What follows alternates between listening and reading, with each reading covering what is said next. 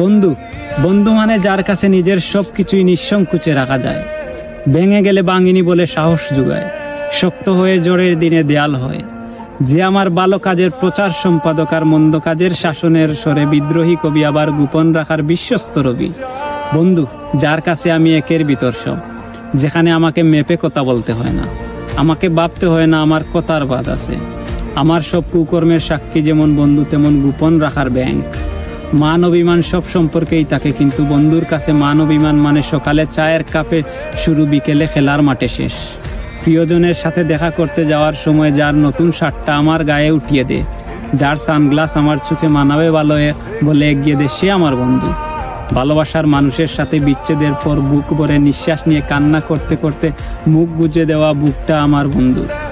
আমার সেই কান্না মুছে দেওয়া হাত, মন ভালো করার জন্য শখের কিছু কিনবে বলে যে জমানো খুচরো পয়সা খরচ করতেও দুইবার ভাবে না, সে আমার বন্ধু।